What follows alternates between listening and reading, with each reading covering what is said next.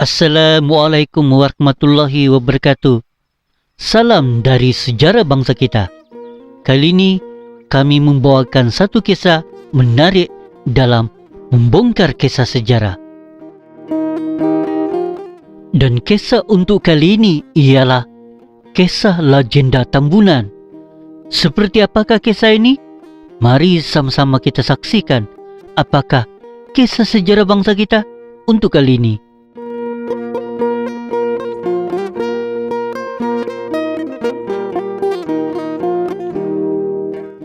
Bagi yang belum tahu, Tambunan adalah sebuah bandar di pendalaman Sabah, sekitar 80 km dari kota Kinabalu.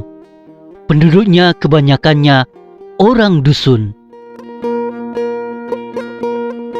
Menurut Low Kok On dari Universiti Malaysia Sabah, pada awal abad ke-20, struktur sosial dusun Tambunan terdiri dari 7 sub-suku, yaitu Tuwawon, Tagahas, Tibabar, Bundu, Guna, Ulapu, dan Kohub. Kini sub-suku Tuwawon, Tagahas, dan Tibabar masih tertumpu di Tambunan. Jadi, apa kisah di sebalik nama Tambunan? Sudah lama dahulu, kawasan yang disebut Tambunan pada masa sekarang hanyalah sebuah hutan lebat dengan banyak haiwan liar dan hasil hutan. Lama-kelamaan, orang-orang dari Nunuk Ragan menjelajah kawasan tersebut dan memutuskan untuk membuka penempatan di sana.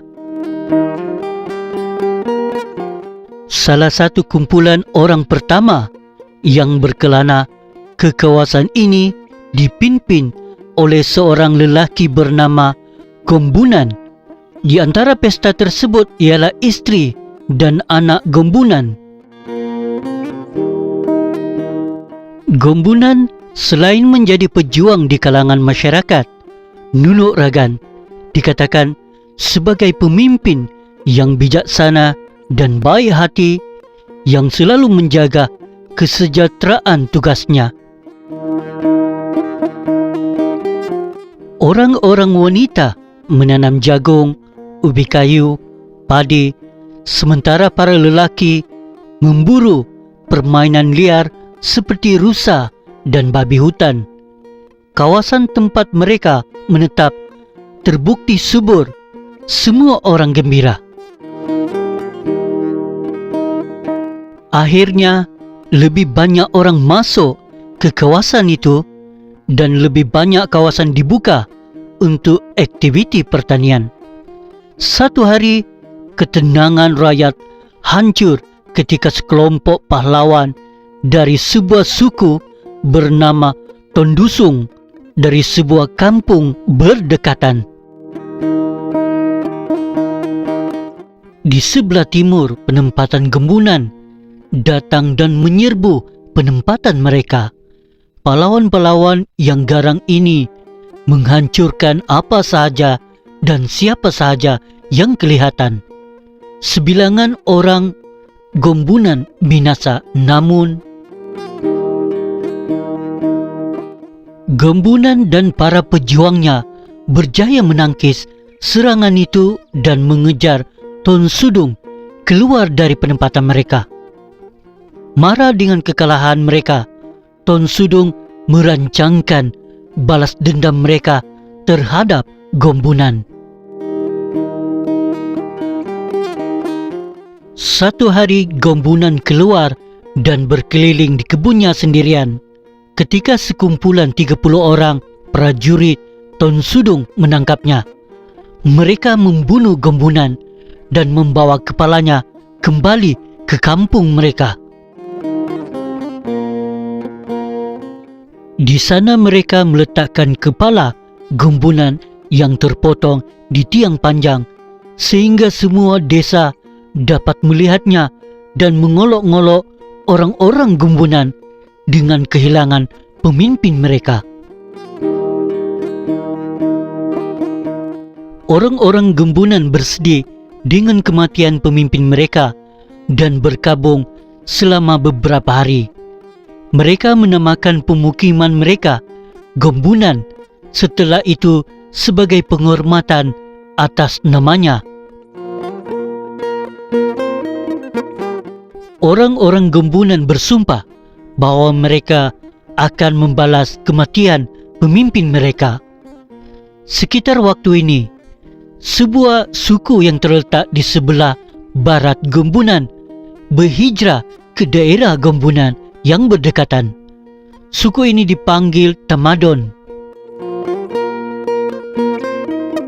Orang-orang Gembunan dan Tamadon bersahabat. Tamadon menyadari bahawa akhirnya Tonsudung akan menyerang mereka.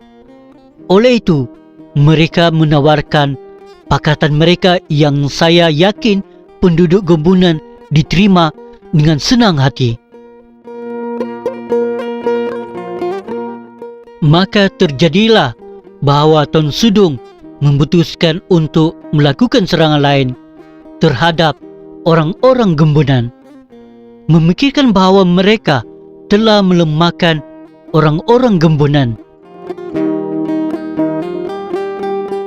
Mereka terkejut dengan hairan kerana mendapati lawan mereka jumlahnya jauh lebih besar daripada yang mereka jangkakan.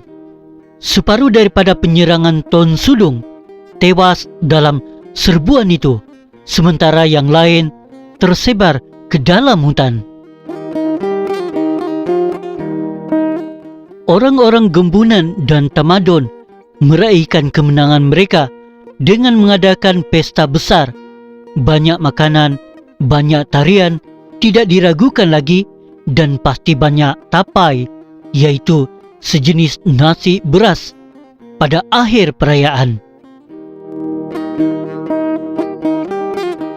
Dengan persetujuan para tetua dari kedua belah pihak, mereka mengubah nama penempatan mereka menjadi Tembunan. Anda meneka Tamadon Gembunan.